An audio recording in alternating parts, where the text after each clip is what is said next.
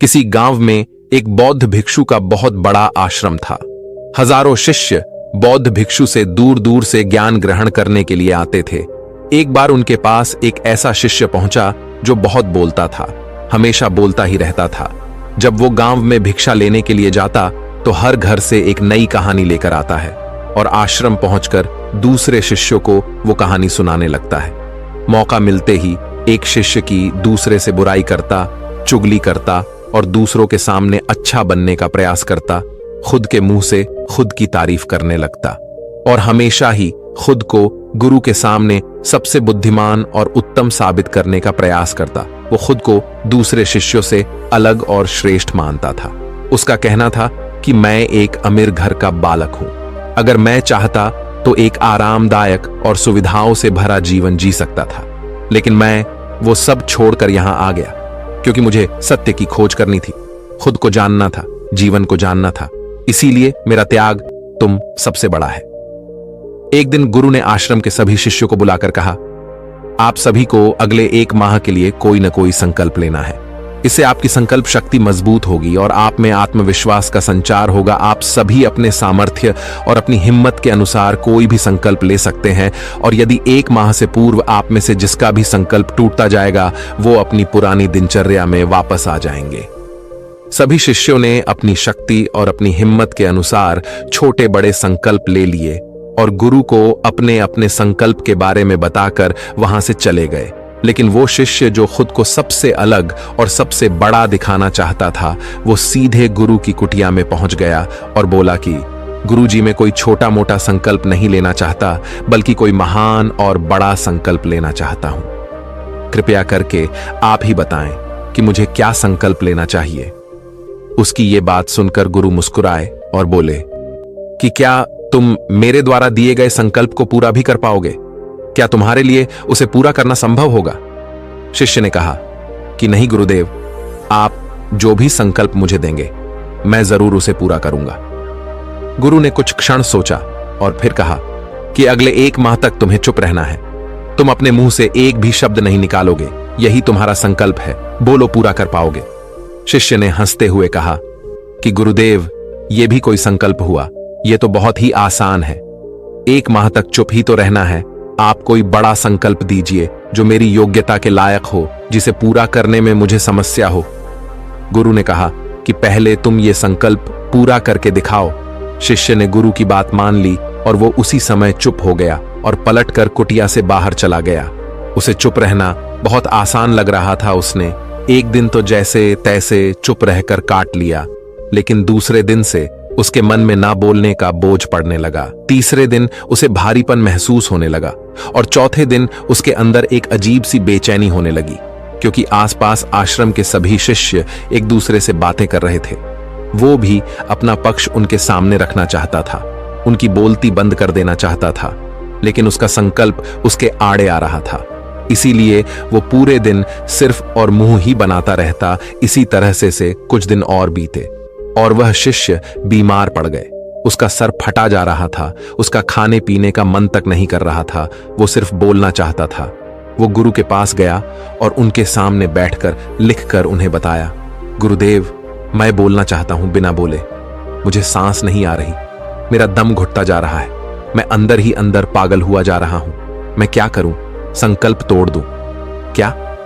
ये पढ़कर गुरु मुस्कुराए और बोले कि संकल्प तो तोड़ने के लिए ही होते हैं, लेकिन जो अपने संकल्प को पूरा कर लेता है वही अपनी आंतरिक शक्ति को बढ़ाता है, और जो अपनी आंतरिक शक्ति को बढ़ा लेता है उसे समझ और जागृति की राह पर आगे बढ़ता जाता है।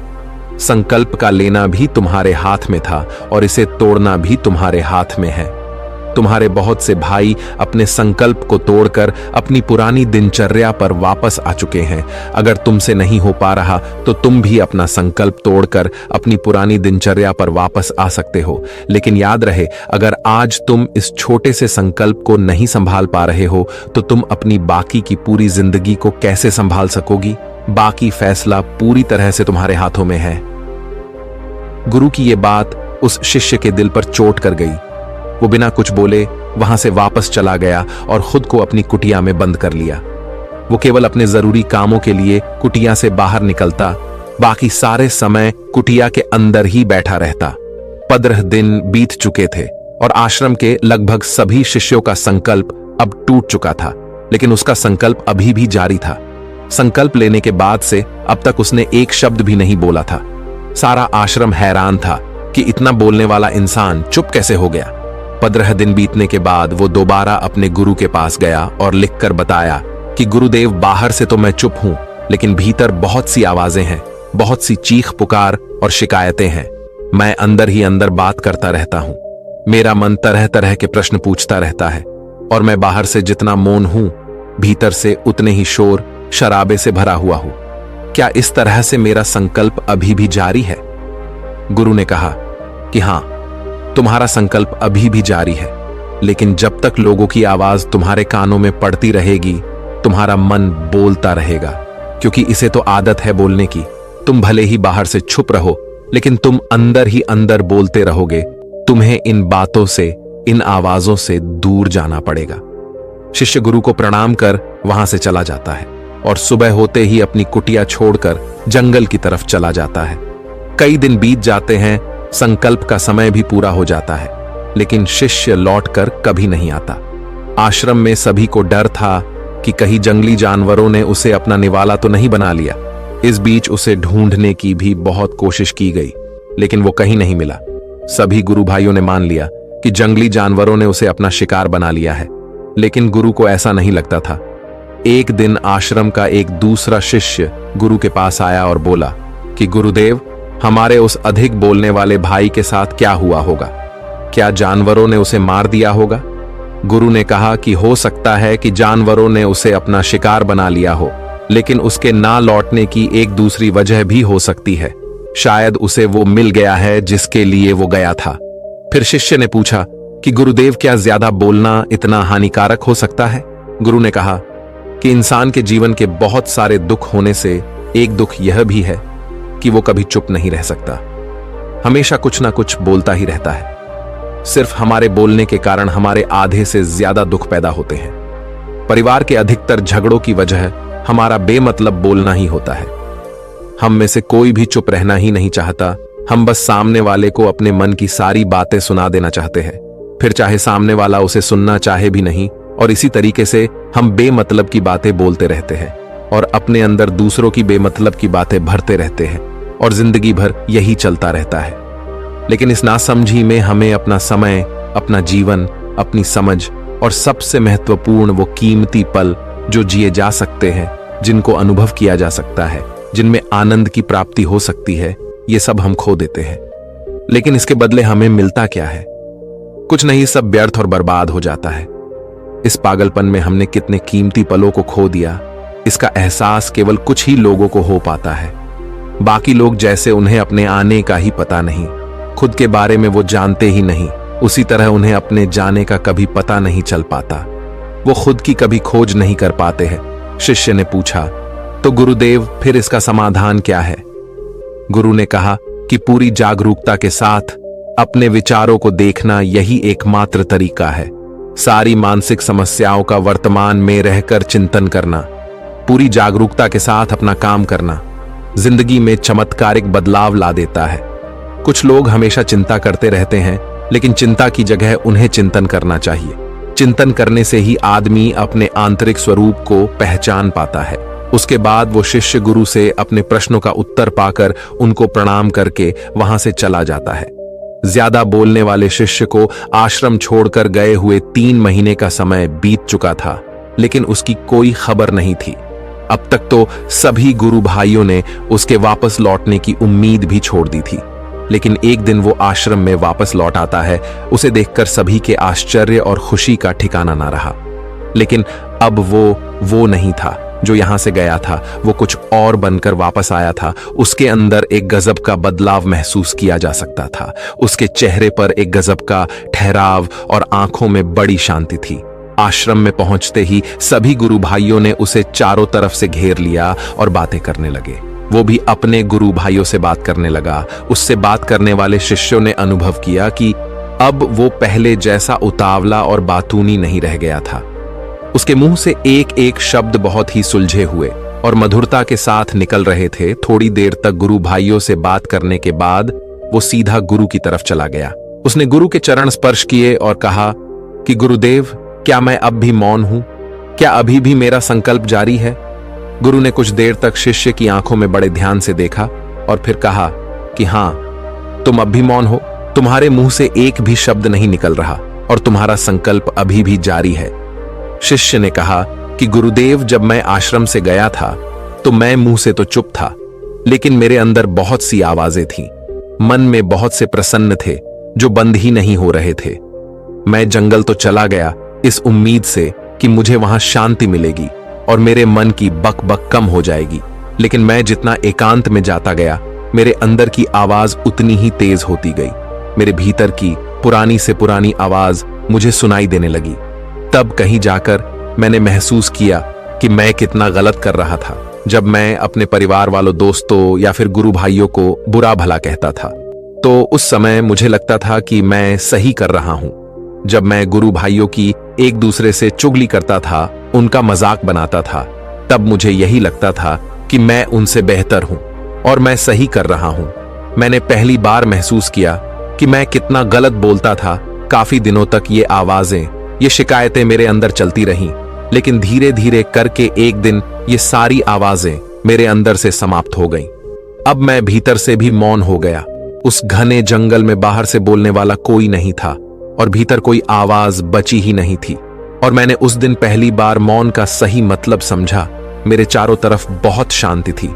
हालांकि अभी भी मुझे आवाजें आ रही थीं जो पहले भी आती थीं, लेकिन तब मैं उन्हें सुन नहीं पाता था। पर अब वो सभी आवाजें मुझे स्पष्ट रूप से सुनाई दे रही थीं। हवा के चलने की आवाज, चिड़ियों के चहकने की आवाज और पानी के बहने की आवाज, ये सभी आवाजें मैंने पहली बार पूरे होश पूर्वक सुनी। अपने चारों तरफ इतनी शांति मैंने पहले कभी महसूस नहीं की थी। और आखिर में जब यह शांति मुझे महसूस हुई तो मैं अंदर से चिल्ला उठा। मैं बोल उठा कि है ईश्वर, ये कैसी शांति है? सब कुछ इतना शांत क्यों है? लेकिन मेरे चिल्लाने के बाद भी वो शांति भंग नहीं हुई। सब कुछ पहले के जितना ही शांत था, बाहर भी और भीतर भी। गुरुदेव, मेरी आंखों से अश्रु की धाराएं बह रही थीं। अभी मैंने अपने गुरु भाइयों से बात की, मैंने आपसे बात की। मैं बोल रहा हूं, मैं चल रहा हूं, मैं सब कुछ देख रहा हूं, लेकिन मैं अपने भीतर एकदम एकांत में हूं। भीड़ में होता हूं तब भी मैं भीतर से अकेला और एकांत महसूस करता हूं। जब मैं खुद से शोर शराबा करना भी चाहता हूं तब भी अंदर से एकांत ही रहता हूं। अब सब कुछ दिखाई पड़ने लगा है, सब कुछ सुनाई पड़ने लगा है। गुरु ने अपना आखिरी उपदेश देते हुए कहा कि जब तक हम बाहर की तरफ बोलते रहेंगे, भीतर अशांति ही बनी रहेंगी, लेकिन जिस दिन हम भीतर की तरफ मुड़ जाएंगे, तब हमारे मुंह से कुछ भी निकलेगा, तब भी हम शांत ही रहेंगे। दुनिया में जितनी भी बुराइयां हैं, ज्यादातर हमारे बोलने से ही उत्पन्न होती है, क्योंकि हम चुप रहना कभी चाहते ही नहीं है। चुप रहना भी एक बातचीत होती है, लेकिन वो हमारी अंतरात्मा से बातचीत होती है, हमारी आंतरिक बातचीत होती है। हमें जितनी जरूरत है हम उससे कहीं ज्यादा बोलते हैं। हम सामने वाले को सुनना नहीं चाहते, बल्कि उसकी बोलती बंद कर देना चाहते हैं। उसे समझा देना चाहते हैं कि मैं कौन हूं, मैं क्या कर सकता हूं। और यही हमारी जिंदगी का मकसद बनकर रह जाता है। हमारी सारी ऊर्जा इस व्यर्थ के बोलने में बर्बाद होती रहती है। किसी तरह से समाज में लोगों का जीवन दुखों से भर जाता है, जो हमेशा एक दूसरे को सुनाने में लगे रहते हैं। कभी एक दूसरे को सुनना चाहते ही नहीं, समझना ही नहीं चाहते। और चुप रहना तो उन्होंने कभी सीखा ही नहीं, क्योंकि चुप रहना उन्हें छोटा महसूस करवाता है। दुनिया की सभी लड़ाइयों का कारण हमारा ज्यादा बोलना ही होता है। इसीलिए हमें सिर्फ उतना ही बोलना चाहिए जितना जरूरी हो, क्योंकि वे अर्थ का बोलना ऊर्जा को नष्ट करता है, और ये बोलना ही हमें भीतर की ओर लौटने नहीं देता, क्योंकि ये हमें बाहर की ओर खींच कर रखता है। और बाहर है ही क्या इस संसार के अलावा? लेकिन अगर हमें अपने भीतर के संसार की ओर मुड़ना है, अपने भीतर की यात्रा करनी है, तो हमें अपने मुंह को बंद रखना चाहिए। इसीलिए जीतने भी बुद्ध हुए हैं, आत्मज्ञानी हुए। उस सभी एकांत की ओर भागे ताकि उन्हें ज्यादा बोलना ना पड़े, ज्यादा सुनना ना पड़े। वो एकांत में रहे और शांत रहे, इसीलिए आसानी से भीतर की यात्रा कर पाए। लेकिन अगर कोई चाहे तो इस संसार में रहकर भी एकांत में रह सकता है, शांत रह सकता है। लेकिन इसके लिए उन्हें अपनी ऊर्जा बचानी होगी, जिसे वो अब तक अपने व्यर्थ के शब्दों में बर्बाद करते रहे हैं। बोलना ही हमें भीतर की ओर लौटने नहीं देता, क्योंकि ये हमें बाहर की ओर झुकाए रखता है। और ये कहकर गुरु और शिष्य दोनों मौन हो जाते हैं और मौन करते हुए ध्यान में, गहरे ध्यान में प्रवेश कर जाते हैं। तो दोस्तों, कैसी लगी आपको ये कहानी? आप हमें कमेंट सेक्शन में जरूर बताना, और अच्छी लगी हो तो इस चैनल को सब्सक्राइब जरूर कर लेना। तो चलिए मिलते हैं ऐसी ही कोई नई कहानी, तब तक के लिए अपना ख्याल रखें। धन्यवाद।